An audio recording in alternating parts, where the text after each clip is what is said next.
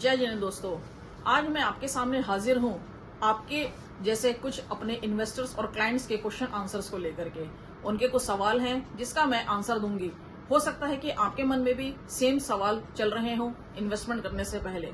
मेरी वीडियो को एंड तक जरूर देखिएगा और अगर अभी तक चैनल को सब्सक्राइब नहीं किया है तो चैनल को सब्सक्राइब जरूर कर दीजिएगा ताकि आपको भी स्मार्ट इन्वेस्टमेंट टिप्स आसानी से मिल सके।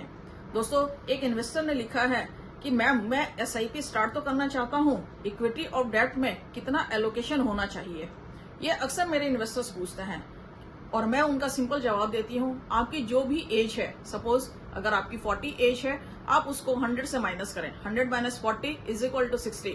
तो 60% आपका इक्विटी में एलोकेशन होना चाहिए और 40% आपका डेट में एलोकेशन होना चाहिए। आपकी जितनी यंग एज है, इक्विटी एक्सपोजर उतना ज्यादा रखें और जैसे जैसे एज बढ़ती जाती है, इक्विटी एक्सपोजर को कम करके डेप्ट एलोकेशन बढ़ा देना चाहिए।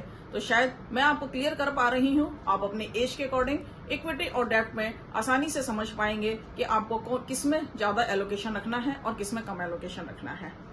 सेकंड क्वेश्चन है कि SIP में ग्रोथ ऑप्शन या डिविडेंड ऑप्शन कौन सा बेटर ऑप्शन है। दोस्तों, मैं हमेशा यही बताना चाहूंगी आपको कि हमेशा ग्रोथ ऑप्शन ही चूज करें, क्योंकि जब आप ग्रोथ ऑप्शन लेते हैं तो आपको कंपाउंडिंग इफेक्ट देखने को मिलता है और वेल्थ क्रिएशन सिर्फ एक ही तरीके से हो सकती है, वो है पावर ऑफ कंपाउंडिंग। और अगर आप पावर ऑफ कंपाउंडिंग को और डिटेल से समझना चाहते हैं तो मैंने अपने वीडियोस में समझाया है, आप मेरे वीडियोस को गो थ्रू करें। उसमें मैक्सिमम टॉपिक्स मैंने कवर करने की कोशिश की है ताकि आपको फाइनेंशियल एजुकेशन आसानी से मिल सके।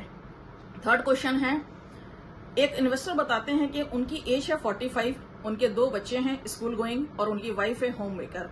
उनके पास टर्म इंश्योरेंस प्लान है 25 लाख रुपीज का, जो कि उन्होंने 10 साल पहले लिया था। लेकिन अभी उनका क्वेश्चन है कि but with rising financial responsibilities and inflation उनको अपना टर्म इंश्योरेंस बढ़ाना चाहते हैं। I am worried the cover is not sufficient. Should I buy a new term plan और upgrade the existing one? How can I calculate the right coverage? दोस्तों, इसके लिए सबसे पहले आपको अपनी ह्यूमन लाइफ वैल्यू को कैलकुलेट करना है। आपकी ईयरली जो भी पैकेज है, सैलरी से या बिजनेस इनकम से जो भी आपकी इनकम होती है, मिनिमम 15 टाइम्स उसका टर्म इंश्योरेंस जरूर लेना चाहिए, ताकि अगर लाइफ में कभी कोई अनफोर्सिन सर्कमस्टांसेस आ जाते हैं तो आपकी फैमिली की जो आपके प्रति एक फाइनेंशियल रेस्पॉन्सिबिलिटीज हैं वो डिस्टर्ब ना हो।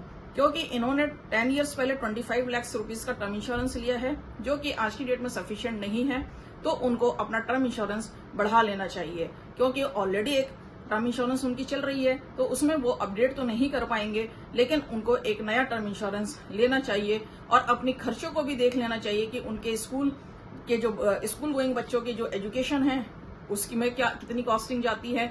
अगर उन्होंने EMI, housing loan, car loan कुछ ले रखा है तो उसके अकॉर्डिंग भी टर्म इंश्योरेंस को उनको ध्यान में रखते हुए, उन सभी एक्सपेंसेस को ध्यान में रखते हुए, अपनी इनकम को ध्यान में रखते हुए 15 से 20% का टर्म इंश्योरेंस कवर जरूर लेना चाहिए। एक और क्वेश्चन आया है कि SWP के टैक्सेशन रूल्स जानना चाहते हैं। देखिए दोस्तों, SWP में हर विड्रॉल में आपका कैपिटल गेन के हिसाब से ही टैक्स लगता है। अगर आपने 1 साल के अंदर विड्रॉल किया है तो आपको शॉर्ट टर्म कैपिटल गेन लगेगा। अगर मोर देन 1 ईयर्स आप विड्रॉ करते हैं तो आपका लॉन्ग टर्म कैपिटल गेन लगता है।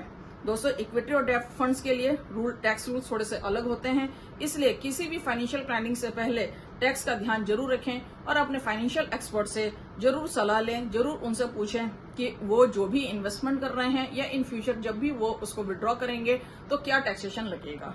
तो दोस्तों, क्या आपके मन में भी कुछ ऐसे सवाल हैं जिसका आप आंसर्स फाइंड आउट नहीं कर पा रहे हैं, या आप SIP स्टार्ट करना चाहते हैं, म्यूचुअल फंड्स में इन्वेस्टमेंट करना चाहते हैं, लेकिन मन में कुछ सवाल ऐसे हैं जो आपको रोक रहे हैं कि मैं कैसे म्यूचुअल फंड स्टार्ट करूं, क्या बेटर रहेगा, SIP बेटर रहेगी, स्टेप अप SIP बेटर रहेगी, क्या करना चाहिए, कैसे अपनी वेल्थ को क्रिएट करना है, कैसे वेल्थ क्रिएशन बनाए, कैसे फाइनेंशियल प्लानिंग करें, तो आप मुझे कमेंट में लिखें कि मुझे भी अपना फाइनेंशियल गोल अचीव करना है, मुझे भी अपनी फाइनेंशियल प्लानिंग करनी है।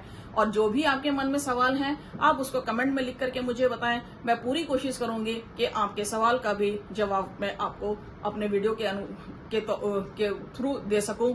और अगर आप किसी एक पर्टिकुलर टॉपिक पे चाहते हैं कि मैं आपके सामने वीडियो लेकर के आऊं, तो वो भी आप कमेंट में लिखना ना भूलें। दोस्तों, अगर मेरी वीडियो से आपको फायदा पहुंच रहा है तो मेरे वीडियो को लाइक करें, मेरे चैनल को सब्सक्राइब करें और अपने दोस्तों के साथ भी ज्यादा से ज्यादा शेयर करें, ताकि उनका भी भला हो, उनको भी फाइनेंशियल एजुकेशन आसानी से मिल सके। तो मिलती हूं मैं आपके साथ नेक्स्ट वीडियोस में कुछ नए फाइनेंशियल टिप्स, कुछ नए स्मार्ट इन्वेस्टमेंट टिप्स के साथ। तब तक के लिए स्वस्थ रहें, खुश रहें। जय जिनेंद्र।